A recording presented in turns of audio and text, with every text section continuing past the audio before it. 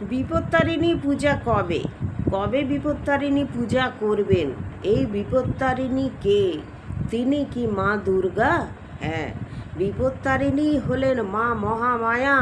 আমাদের রথযাত্রা এসে গেল মানেই মা মহামায়ার আগমন, আবির্ভাব শুরু হয়ে গেল। রথযাত্রার পরেই মা আসছেন গুটি গুটি পায়ে আমাদের সমস্ত ভক্তদের দর্শন দিতে। মা দুর্গা আসছেন সমস্ত বিপদ আপদ থেকে রক্ষা করতে। মা দুর্গা যে আসছেন তার শুরুয়াতই হচ্ছে এই বিপত্তারিণী পুজো দিয়ে। বিপত্তারিণী পুজোতে একটি করে লাল ধাগা সবাই পরে থাকেন হাতে। কেন পরে থাকেন? এইটি কখন পরতে হয়? এর জন্যে কি নিয়ম করতে হয়? যাদের শুধুমাত্র বিপত্তারিণী ব্রতটা থাকে তারাই করে, যাদের কিন্তু এই ব্রত থাকে না তারা কিন্তু করে না। মনে মনে মা বিপত্তারিণীকে স্মরণ করলেই হবে, নতুন করে নিয়ম করার কোনো প্রয়োজন নেই। যাদের শাশুড়ি মায়েরা বাড়িতে শুরু করেছেন শুধুমাত্র তারাই এই ব্রত করবেন। ব্রতীকে কি করতে হয়, ব্রতী কি করবেন, কি দিয়ে পুজো করতে হয় সব বলবো। রাধে রাধে, জয় মা দুর্গা, হরে কৃষ্ণ। বিপত্তারিণী পুজো কবে হবে? বিপত্তারিণী পুজো হবে রথযাত্রা সোজা রথ থেকে উল্টো রথের মধ্যে যে কোনো শনি বা মঙ্গলবার। আপনার যেদিনটা সুবিধা হবে, শনিবার বা মঙ্গলবার, এই দুটো দিনের একটা দিন আপনি পুজো করতে পারবেন। অনেকে কি করেন, গ্রামের দিকে বাড়িতে অনেক ফ্যামিলি থাকে, তারা সবাই মিলে পুজো করে। তো এই পুজোতে কি লাগে? এই পুজোতে লাগে 13টি সুতো, লাল সুতো 13টি, তাতে আবার 13টি গাঁট দেয়া থাকবে। একটি লম্বা সুতো হবে, 13টি সুতো গুনে গুনে করতে হবে, তারপর 13টি গিঁট দিতে হবে।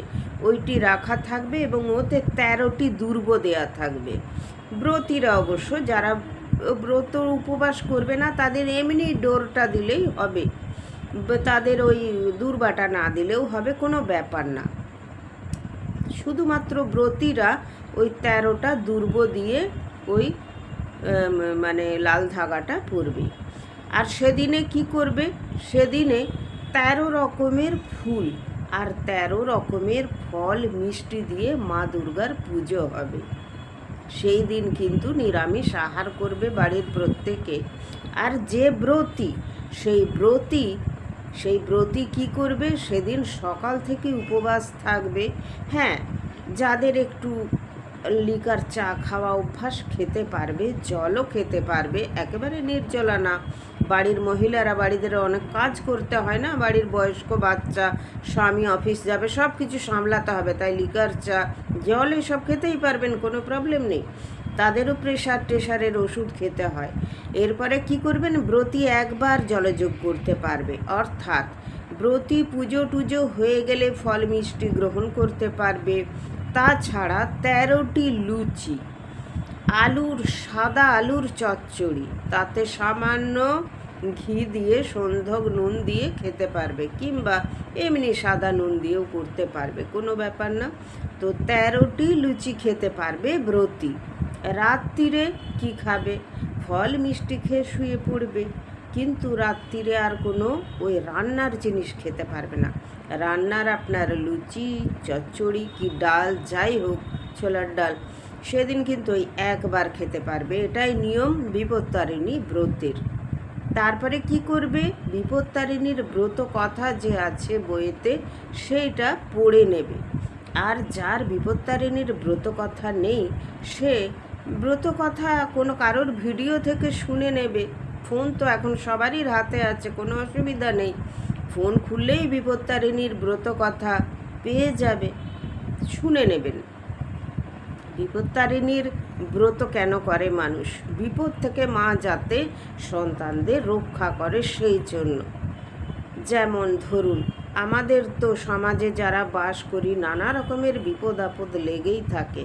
স্বামী সন্তান এদের মঙ্গল কামনার্থেই কিন্তু মায়েরা, ঠাকুমারা, মাসিমা, পিসিমারা এই ব্রত করে থাকে। এবং মন্দিরে পুজো হয়, বাড়িতেও পুজো হয়। তাই এই পুজোটা করবেন খুব নিষ্ঠা সহকারে। আগের দিন যদি পারেন রাত্রির দিকে নিরামিষ আহার করবেন।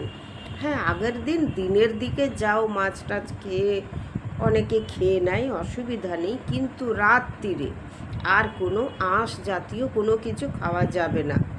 নিরামিষ রাত্রির থেকে নিরামিষটা খেতে হবে আগের দিন। পরদিন তো ব্রতী শুধুমাত্র 13টি লুচি খাবে আর ফল মিষ্টি খেয়ে সেই দিনটা থাকবে। পরের দিন সে কোনো ব্রাহ্মণকে ফল মিষ্টান্ন দিয়ে তারপরে সে আবার আহার টাহার করতে পারবে। না হলে কারোর বাড়িতে, যাদের ব্রাহ্মণ বাড়িতে স্বামী শ্বশুর থাকে, তাদের প্রণাম করবে, তাদের হাতে মিষ্টি হোক ফল হোক হাতে ধরিয়ে দেবে, দিয়ে তারপর সে দুপুরে যেমন নর্মালি ভাত টাত খেতে পারে সবই পারবে।